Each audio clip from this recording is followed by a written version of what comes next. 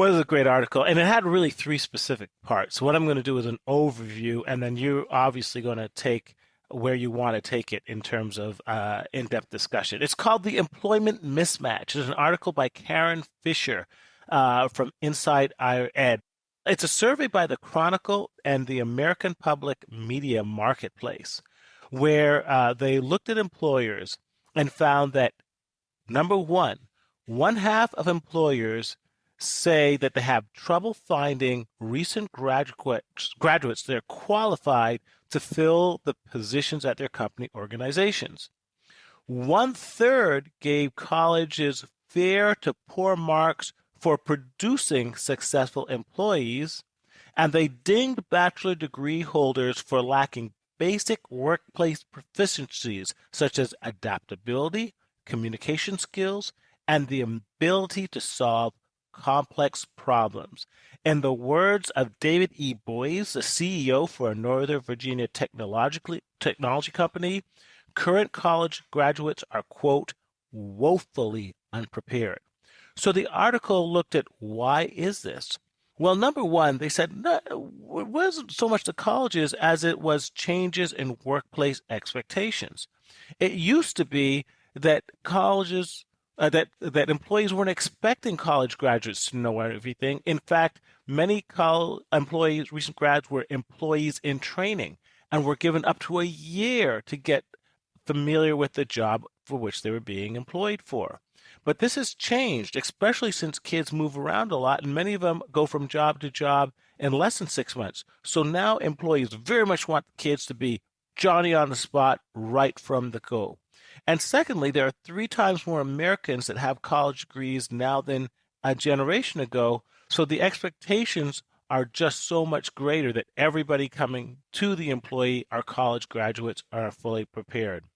But as one critic says, colleges are not preparing students in written and oral communication, decision making, and analytical skills. So there's a mismatch in their expectations. But the colleges are pushing back because the colleges are thinking, wait a sec, we train these kids in the abstract, not in vocational skills. And employees want book smarts that translate into the real world. But many colleges think that their duty is to train students to think broadly, not narrowly. And it's the business's job to teach the specific vocational skills. So basically, let me wrap up. What is the solution? And what this article really points to is 3 basic things that employees look for. They start off with an anecdote saying that many kids and parents look at prestige in terms of picking a college. But that is way down the list for many companies. The number one thing they look at is internships and the real work experience that internships provide. In fact, many employees see internships as 4 times more important than a college's reputation in training the employees that they're looking for.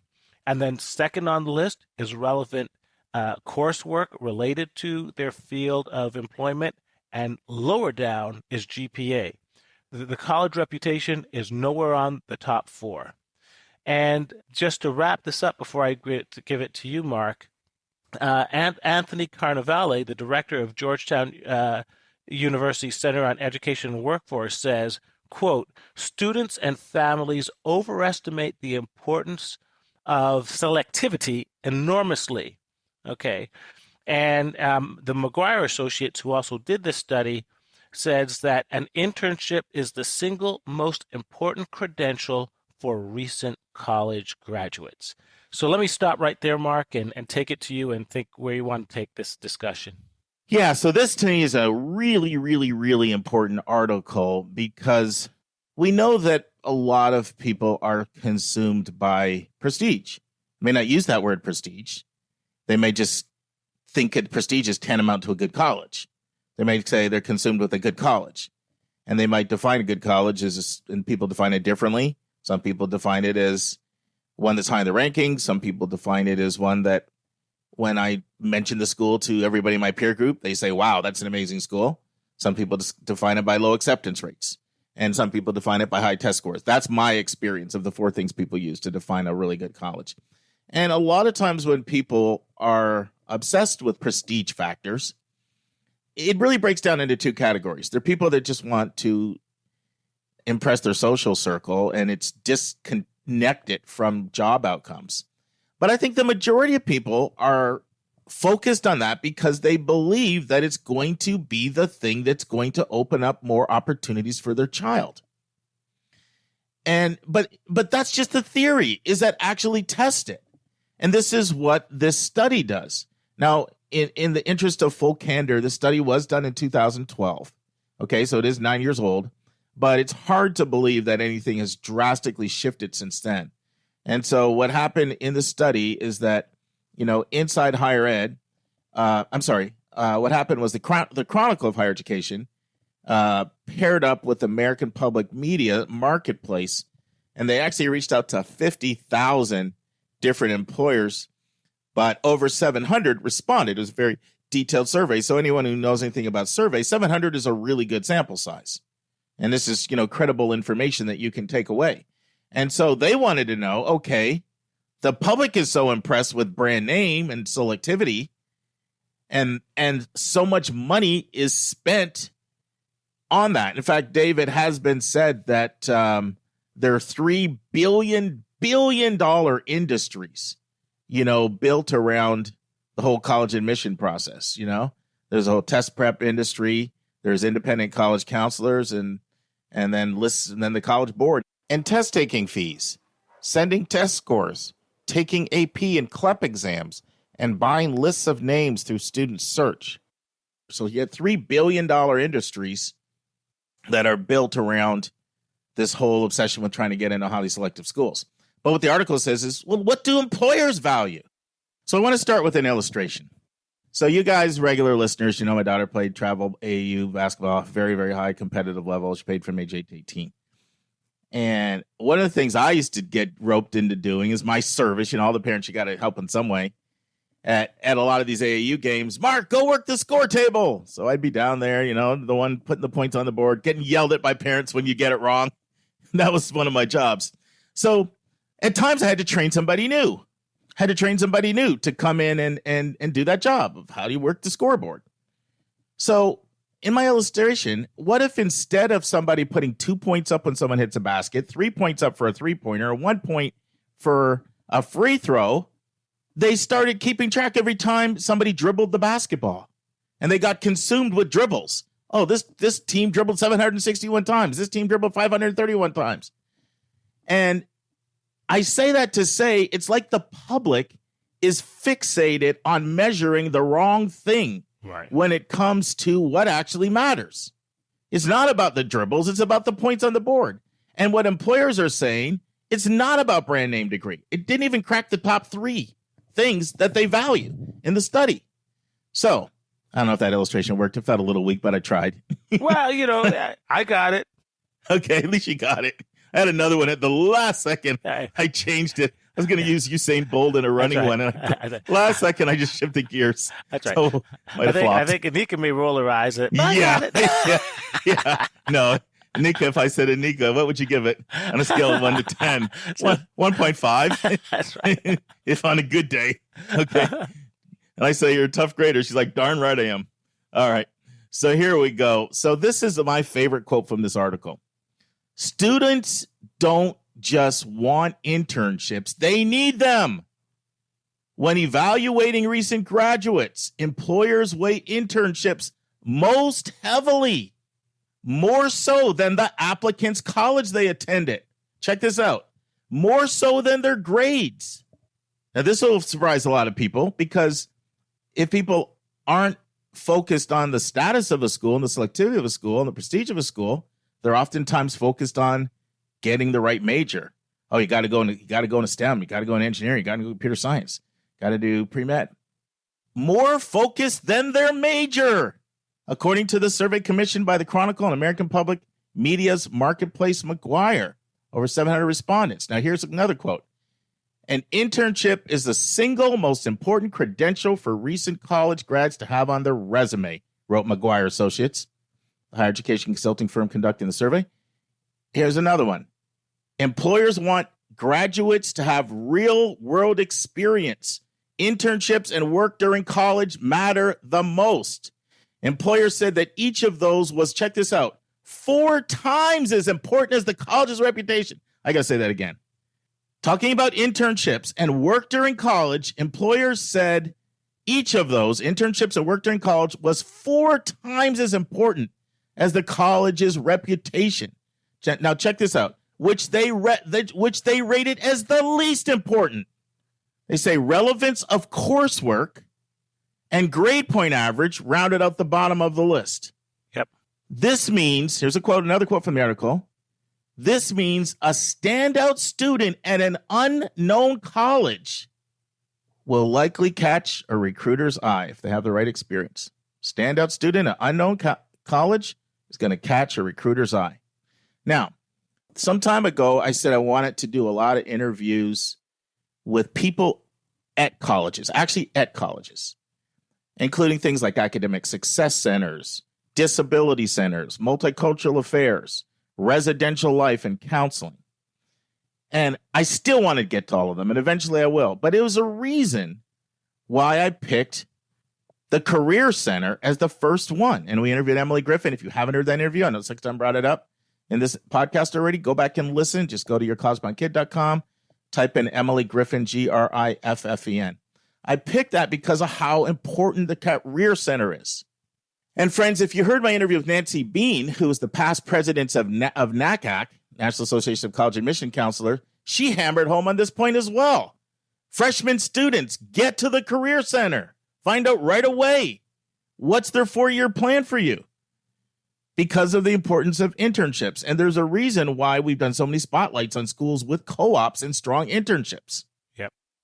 Quick story. So some of you who are into sneakers and sports may have heard of the company And One. I know Dave knows And One. They're a big shoe company, and at one time they had the second most NBA players under contract in Nike. They had 75 NBA players under contract. So I'm friends with their founder, Seth Berger. In fact, when I was at Westtown, he came through as a parent. And not only was he admitted, but then our kids were in the same grade. We hung out a lot. Sometimes when I go to Pennsylvania, I stayed at his house. And so I oftentimes will pick Seth's brain because he ran a multi-million-dollar company, several $100 million company before he sold it. And I would ask him, Seth, how much did you focus on the brand name of the school when it came to your hiring decisions? And he was like, well, Mark, we had a number of schools that we prioritized. There's no question about it. But they weren't always the ones that people thought that they were. And I'm not going to mention names, but I threw out certain names and he would sometimes say, no, we didn't like that. We didn't think that graduate had the same skill set as such and such school. By the way, he absolutely loves liberal arts and sciences schools like Haverford, Skidmore, F&M, Lafayette. I mean, in fact, his own son's at Lafayette right now, one of his sons.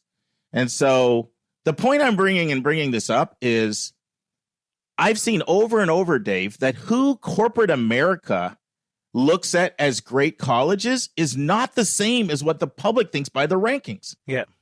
It's a completely different list. No one's here to say that everybody thinks all colleges are the same. They don't. So I'm not making that point. Yeah.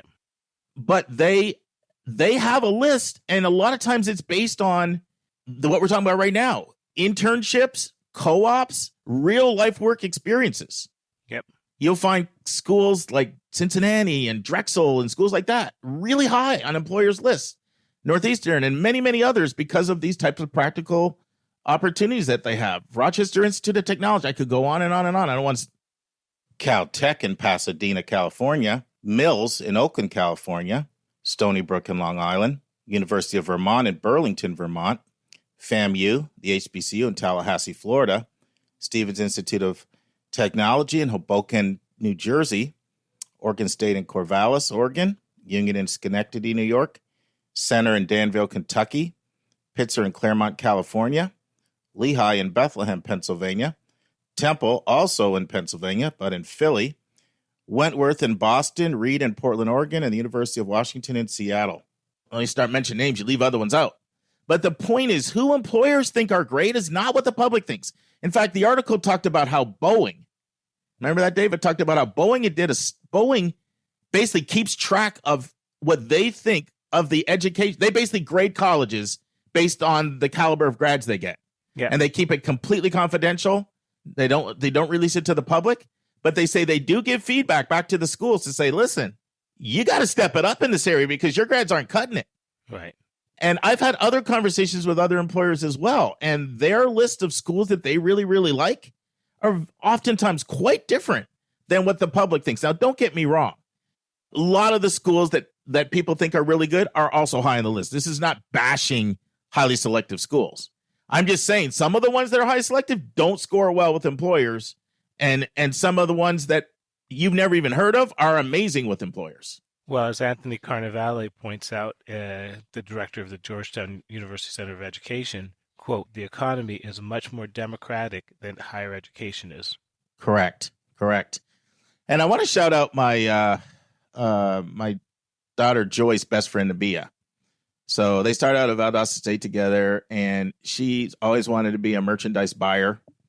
And she had all kinds of internships consistently throughout her whole time in undergraduate. And she ended up with 6 incredible offers right at graduation. I mean, companies like Sprite. She ended up going, I don't know these names, Louis Vuitton. Is that the brand name, Dave? Louis Vuitton? Oh, Am I saying it right? Yeah, $3,000, $4,000 bags that look like plastic.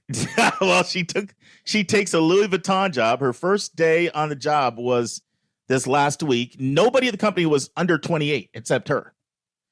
And why did she get that job? One, her incredible internships that she had every single semester. And she also said that Valdosta State has a fantastic career center. And so, meanwhile, I'm not going to mention names, but I have worked with students who have graduated from some of the most prestigious schools in the country. If I mentioned their names, your eyes would be like, wow, that were unemployed 3 months after graduating, Dave. Yep. As you say, you can't eat prestige. You can't sell it either. Well, and this is not an anti-prestige thing. This is just saying that what we're trying to do is bring people's thinking in accordance with how the real world works. Right. And one of the reasons why employers love internships is because it brings them that real world perspective. Here's a quote from the article from Shannon Duffy. She graduated from Xavier University in Ohio with a degree in nursing. And she says this: internships helped me see obstacles that arose in the clinical practice. She said the coursework taught me what a bacterial infection was and that it could be cured with antibiotics. But my experience revealed to me that the patient may not understand instructions, may not have enough money to fill a prescription, or may not finish the prescribed course. And Dave, remember the quote about the person that sent out the wrong email to 40 people? You want to talk about that? Well, yeah. It's like when I make a mistake in school, I get a B plus or a B minus. But at work, you actually have to correct that mistake. So she had to send out 41 corrective emails. And I'm sure she got an earful from her bosses as well. So the article talks about Rachel Vandernick, a senior at Messiah College in Mechanicsburg, Pennsylvania. She says she learned how to fail by a real world experience. It happened during one of her, check this out, 6 internships she had at Messiah College. 6. She inadvertently sent the wrong press release to 40 news outlets in a PR job she had of her public relations firm. And like Dave says, she says failure in school was a B minus. Showing up to class late, not knowing how to answer professor's question. Failure in my internship meant other people in the company's brand were at stake. And she said, I learned how to clean up a mistake. And this is the kind of thing that the article talks about, this real world experience where your education is integrated into real life. Now, the article does say, listen, this is not an anti-degree article at all, is it, Dave? They said that a degree is just the basics to even get considered for most jobs. And they say they like the fact that a degree shows that you have the stick-to-itiveness and the discipline and the ambition. And they also point out that nowhere has a degree been more important because for whatever employers might think about the unpreparedness of college graduates, they will not consider anybody but college graduate. So Right. So this is not an this is not Google paying people 100 grand to drop out of college like they were doing. This is not that at all. This is saying, no, you don't even get sniffed at without a degree. that's right. However, let's talk about when we're looking at a sea of people with degrees, let's talk about who we pick and why we pick them. Right. Let's bring that perspective to light. And so I got one more thing to say, Dave, but anything else you want to share? No, I think did a good roundup there. I mean, the bottom line is internships are extremely important. Real life experience is extremely important. Well, the other thing I wanted to add that the article says is it says the ability to problem solve Yeah. is what they look for. And when I interviewed Idan Shahar, I don't know if it's Idan Shahar is getting a lot of shout outs. You mentioned him last week. Yeah. I don't know if it was my interview with Idan, CEO of Test Innovators, or just my he's a friend, individual conversations with him. It might have just been individual conversations with him, Dave. But he said, Mark, you know what I look for when I'm hiring people? I don't look at where they go to college. That's not my focus. Now, don't get me wrong. He said, I've learned, like, for example, University of Washington has like some incredible programs. It's not like I'm oblivious to that. But he says, you know what I value? I value problem solvers. I need people that can think quickly on their feet, not people that have stuffed their cranium with a lot of knowledge. And this is very consistent with what the article also says. So in addition to internships, it quotes Sinai No Mine Associates, a firm that works with high-tech companies like Cisco and IBM. And this is what it says. What we look for, it says, is how to analyze large amounts of data and construct a cogent argument. It's not a technical skill. It's knowing how to think. Yeah. So in addition to internships, the research of these 706 employers say we look for the ability to think and we look for the ability to communicate well. Because it says, one quote in the article says, we are graduating people with woefully inadequate interview skills. So communication skills, problem solving skills, critical thinking skills, which, by the way, you get in the liberal arts and in social sciences and humanities, also in the science and scientific training method can do that, and internships. Final comments, Dave? No, I think you wrapped it up well. So, it's the real life experience that they value, and that's what that's why internships are so valuable. Why internships are so valuable.